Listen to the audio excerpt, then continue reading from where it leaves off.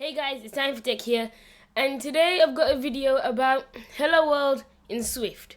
So Swift is a fairly new programming language that Apple have released, and it's basically the replacement for Objective-C.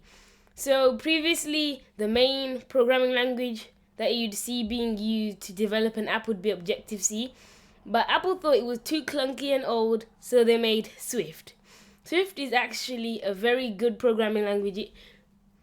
I use it quite often, and it is a lot more concise and neat than Objective-C. Considering Objective-C is around 60 years old right now, and so is C as well, because C, C++, and Objective-C were released around the same time because they're different variants of each other. So, considering that they've been around this long is a very good feat in itself.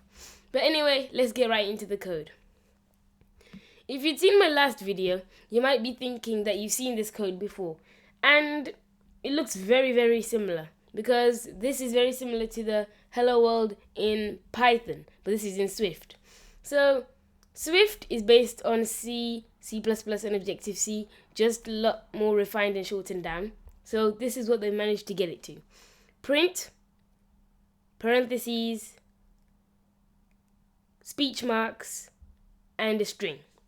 I already mentioned what a string was in the last video, just text in where you hold it in. Then the parentheses, which is just a fancy name for brackets, is where you hold it in. Obviously not in every programming language.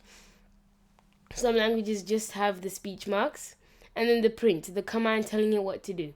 It's a very simple programming language again, just like with Python. You'll obviously see more code in this. There's normally supposed to be an int main function or something like that, like in the C Hello World, but I haven't included it. The reason I haven't included it is it's not as necessary as it is in C. You could write a really big chunk of code, a whole program, and not need the int main. So Swift is one of those programming languages where everything isn't there, like you don't have to do that certain thing, which is good to have flexibility when you're doing something like programming. So here it works, it prints out Hello World.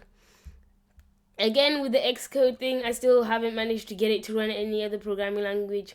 I just tried to use a Swift online IDE just to see how it is. And this is one of the best online IDEs I've found. You should definitely go and try it out.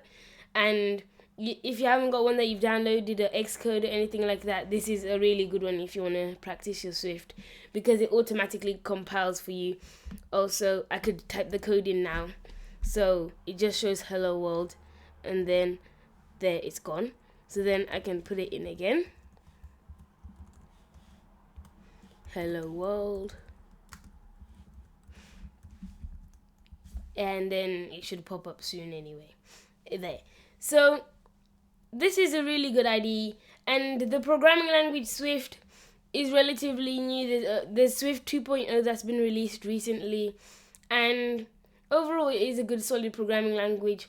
It's not my favorite. My favorite would be C because it's just more robust. Swift still doesn't have worldwide applications at the moment like C does, but I can definitely see it having worldwide applications like how C is today. And yeah, if you like the video, please leave a like and subscribe.